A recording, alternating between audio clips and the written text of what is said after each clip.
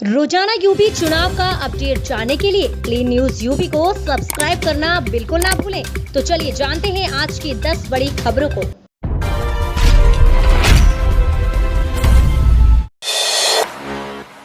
PM Modi आज देंगे कानपुर को मेट्रो की सौगात, यात्रियों को लुभाएंगे एडवांस ट्रेन की खूबियां। प्रधानमंत्री नरेंद्र मोदी कानपुर में आज 9 किलोमीटर लंबे मेट्रो कॉरिडोर का शुभारंभ कर शहर की जनता को नए साल का तोहफा देंगे। 15 नवंबर 2019 को मुख्यमंत्री योगी आदित्यनाथ द्वारा कानपुर मेट्रो के सिविल निर्माण कार्य की शुरुआत की गई थी। इसके बाद 2 साल के भी कम समय में विगत 10 नवंबर 2021 को मुख्यमंत्री योगी आदित्यनाथ द्वारा कानपुर मेट्रो के ट्रायल रन की शुरुआत की गई। मंगलवार को कानपुर मेट्रो के शुभारंभ के मौके पर राज्यपाल आनंदीबेन पटेल, मुख्यमंत्री योगी आदित्यनाथ और केंद्रीय शहरी एवं आवास मंत्री हरदीप सिंह पुरी भी उपस्थित रहेंगे। कानपुर मेट्रो 3 डिब्बों के साथ आईआईटी कानपुर से मोती झील तक प्राथमिकता खंड पर चलेगी। जनता के लिए यात्री सेवाएं 29 दिसंबर 2021 से खोली जाएंगी। दैनिक मेट्रो सेवाएं सुबह 6 बजे से रात 10 बजे तक उपलब्ध रहेंगी। शुरुआत में क्यूआर कोड से टिकट की सुविधा होगी। इसके बाद लोगों के लिए स्मार्ट कार्ड भी शुरू की जाएगी। उन्होंने कहा कि यूपी एमआरसी आने वाले दिनों में गो स्मार्ट कार्ड भी पेश करेगी, जो एकल यात्रा पर 10% की छूट प्रदान करेगा। यह यात्रियों को संपर्क रहित यात्रा अनुभव प्रदान करेगा। यात्रियों के लिए और भी कई सारी सुविधाएं इस मेट्रो में दे रखी हैं। कानपुर मेट्रो शहर में सार्वजनिक परिवहन का सबसे सुरक्षित, सबसे आरामदायक और विश्वसनीय साधन होगा। धनाधन जनसभा से यूपी को मथेंगे मोदी, नड्डा, शाह और योगी। चुनाव से पहले माहौल बनाने में जुटी भाजपा। ओमिक्रॉन वेरिएंट की तेजी होती आहट उन चर्चाओं को बल देती जा रही है कि उत्तर प्रदेश में विधानसभा चुनाव समय पर होंगे या टलेंगे। इस बीच भाजपा अपना होमवर्क पूरा कर लेना चाहती है। पार्टी के शीर्ष नेताओं की उत्तर प्रदेश में सक्रियता तो महीनों पहले शुरू हो गई थी, लेकिन अब प्रधानमंत्री नरेंद्र मोदी के साथ ही राष्ट्रीय अध्यक्ष जेपी नड्डा, गृह मंत्री अमित शाह और मुख्यमंत्री योगी आदित्यनाथ ने धनाधन जनसभाओं से यूपी को मथने के लिए कमर कस ली है। उत्तर प्रदेश विधानसभा चुनाव में 300 पार सीटें जीतने का संकल्प साधे भाजपा प्रदेश भर में जन विश्वास यात्राएं निकाल रही है। कुल 6 संगठनात्मक क्षेत्रों की 6 यात्राएं हैं, जो प्रदेश के सभी 403 विधानसभा क्षेत्रों में पहुंचेंगी। मुख्यमंत्री योगी आदित्यनाथ अपने कार्यकाल में लगातार प्रदेश का दौरा करते रहे हैं। कोरोना काल में भी वह जिले जिले गए थे। अब चुनावी अभियान के तहत वह ताबड़तोड़ रैलियां कर रहे हैं। इस तरह भाजपा चुनाव के लिए अपने पक्ष में माहौल बनाने के प्रयास में जुटी हुई है। भाजपा जन विश्वास यात्राओं में सरकार के सभी मंत्री और संगठन पदाधिकारियों को लगाया गया है। पढ़िए कैसे उत्तर प्रदेश सभी 3 राज्यों की चुनावी जीत की चाबी दिल्ली में। दिल्ली को मिनी इंडिया भी कहा जाता है। यहाँ की खूबी है कि किसी भी राज्य में विधानसभा चुनाव हो तो दिल्ली वासी उसमें रुचि जरूर दिखाते हैं। अगर पड़ोसी राज्यों में चुनाव होता है तो उसका असर दिल्ली में अधिक दिखता है, लेकिन इस बार होर्डिंग के मामले में दिल्ली में एक नया माहौल दिख रहा है। उत्तर प्रदेश, पंजाब के साथ साथ उत्तराखंड को लेकर भी यहाँ माहौल बन रहा है। इसमें भी खास बात है कि उत्तर प्रदेश सरकार की होर्डिंग उस सचिवालय के पास लगे हैं जहां मुख्यमंत्री बैठते हैं, तो पंजाब सरकार ने अपने होर्डिंग दिल्ली के मुख्यमंत्री के आवास के पास वाली सड़क पर लगा दिए हैं। दिल्ली के लोग भी इन होर्डिंगों का मतलब समझ रहे हैं और इन होर्डिंगों को देखकर ये भी महसूस कर रहे हैं कि इन राज्यों में चुनाव नजदीक आ रहा है। दिल्ली में जहां उत्तराखंड और पंजाब के लोगों की संख्या ठीक ठाक है, वहीं दिल्ली में रह रहे लोग उत्तर प्रदेश के चुनाव में बड़ी भूमिका निभाते हैं। नगर निगम चुनाव नजदीक है और इसे लेकर राजनीतिक बयानबाजी तेज होने लगी है। राजनीतिक दल किसी भी विषय को उठाकर एक दूसरे को कटघरे में खड़ा कर रही है। अतिथि शिक्षकों को नियमित करने का मुद्दा भी इन दिनों गर्म है।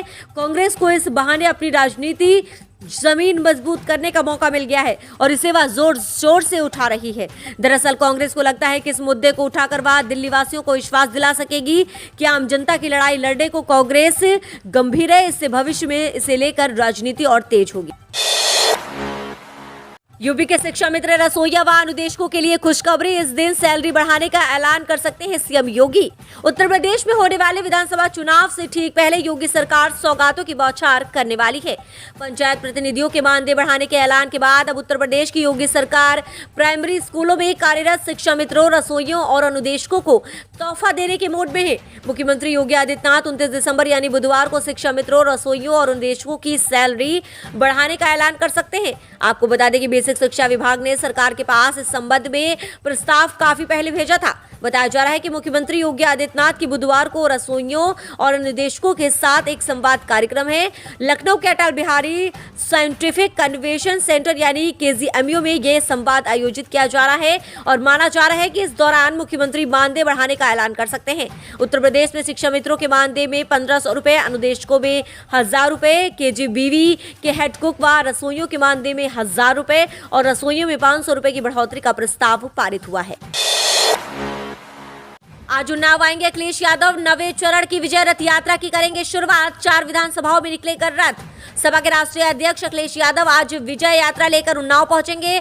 अखिलेश यादव यहां 4 विधानसभाओं में जनसभाएं करेंगे। इसके अलावा कई जगह पर सपाई उनका स्वागत भी करेंगे। अखिलेश यादव हेलीकॉप्टर से उन्नाव के GIC ग्राउंड में 11:20 पर पहुंचेंगे। आपको बता दें कि अखिलेश यादव विजय यात्रा के नवे चरण में उन्नाव आ रहे हैं। GIC ग्राउंड में जनसभा करने के बाद अखिलेश यादव रथ पर सवार हो जाएंगे और इसके बाद सफीपुर विधानसभा में मोहल्ला कजियाना में बनाए गए जनसभा स्थल में वह सभा को संबोधित करेंगे।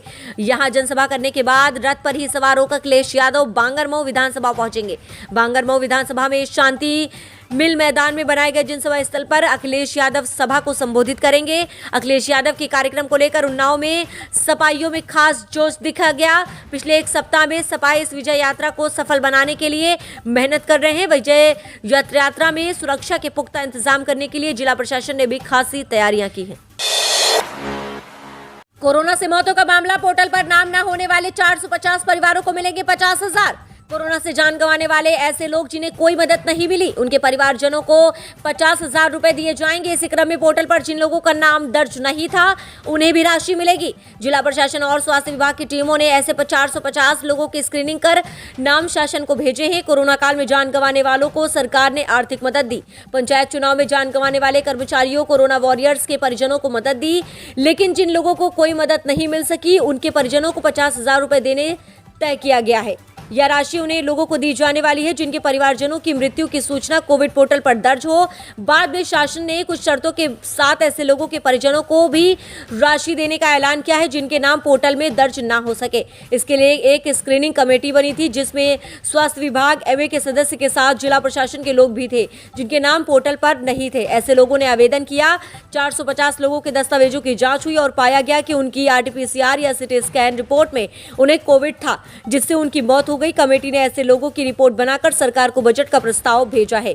ADM वित्त एवं राजस्व जगदम्बा सिंह ने बताया है कि जांच हुई है जिसके आधार पर बजट का प्रस्ताव तय किया गया है। यूपी रोडवेज कर्मियों का महंगाई भत्ता बढ़ा, सैलरी में 6,000 रुपए तक की बढ़ोतरी। उत्तर प्रदेश के परिवहन निगम की नियमित कर्मियों के लिए अच्छी खबर है। सार्वजनिक उद्यम विभाग की अध्यक्षता में गठित अधिकृत समिति ने महंगाई भत्ते के भुगतान को मंजूरी दे दी है।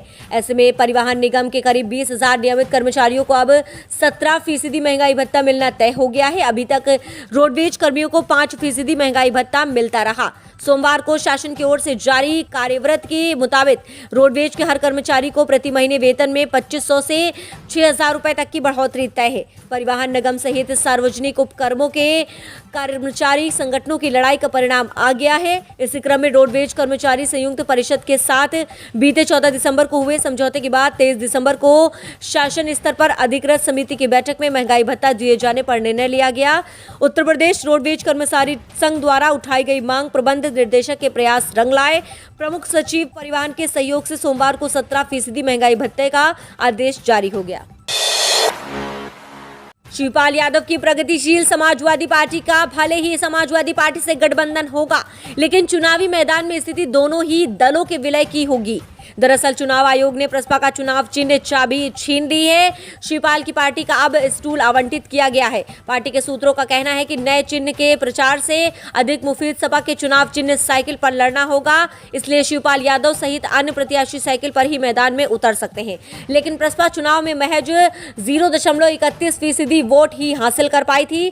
इस प्रदर्शन के आधार पर 2022 के चुनाव के लिए आयोग ने प्रसपा को नया चुनाव चिन्ह आवंटित कर दिया है। हालांकि प्रसपा मुखिया शिवपाल यादव सार्वजनिक तौर पर कह चुके हैं कि वह साइकिल चुनाव चिन्ह पर चुनाव लड़ सकते हैं। फिलहाल नए चिन्ह आवंटित होने के बाद ये लगभग तय होता नजर आ रहा है। अखिलेश को अपना नेता मान लिया है। आपको बता दें कि शिवपाल यादव ने साफ कर दिया है कि वह अखिलेश को अपना नेता मानते हैं। साथ ही उन्होंने कहा कि अखिलेश यादव का नेतृत्व अच्छा है और चाहते हैं कि अखिलेश यादव मुख्यमंत्री बने।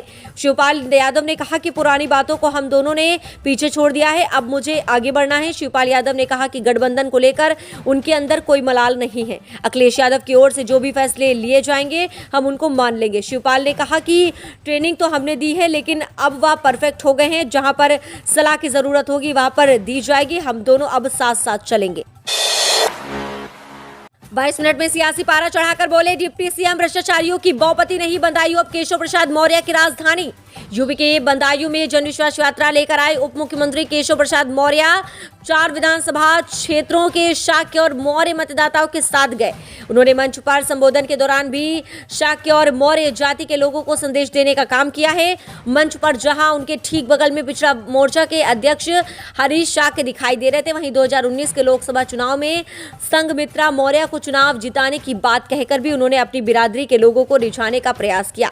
इतना ही नहीं, बदायूं जिले को उन्होंने अब अपनी केशव प्रसाद मौर्य की राजधानी बताते हुए एक बार फिर यहां से पार्टी को जिताने का वादा लोगों से किया। उन्होंने कहा कि वह पहले के चुनाव में भी बदायूं आए थे और आज भी आए हैं और आने वाले चुनाव में भी आएंगे। उन्होंने कहा कि प्रत्याशी चाहे कोई भी हो, आपको सिर्फ कमल का फूल याद रखना है। कहा कि खुद को चाहे नरेंद्र मोदी समझे, योगी आदित्यनाथ या केशव प्रसाद मौर्य समझे और कमल खिलाने का काम करे। आइए जानते हैं उत्तर प्रदेश 2022 विधानसभा चुनाव का ताजा ओपिनियन पोल कि इस बार यूपी में किस पार्टी की बन सकती है सरकार।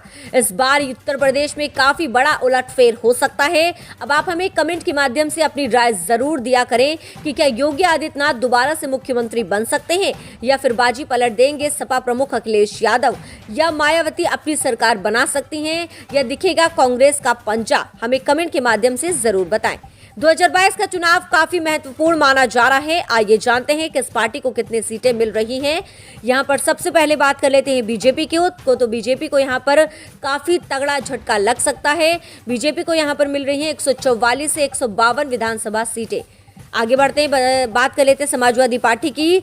समाजवादी पार्टी को यहां पर मिल रही है 203 से 211 विधानसभा सीटें, यानी समाजवादी पार्टी उभर कर सामने आ सकती है। फिलहाल ये तो आने वाला वक्त ही बताएगा। अब बात कर लेते हैं बहुजन समाज पार्टी की। बहुजन समाज पार्टी की बात करें तो यहां पर बहुजन समाज पार्टी को मिल रही है 12 से 20 विधानसभा सीटें। कांग्रेस की बात करें तो कांग्रेस को मिल रही है 19 से 27 विधानसभा सीटें। अन्य को यहां पर मिल रही है 5 से 13 विधानसभा सीटें। अब आप हमें कमेंट के माध्यम से अपनी राय जरूर दें कि कौन सी पार्टी पहले नंबर पर उभर कर सामने आ सकती है। आपकी राय हमारे लिए बेहद जरूरी है।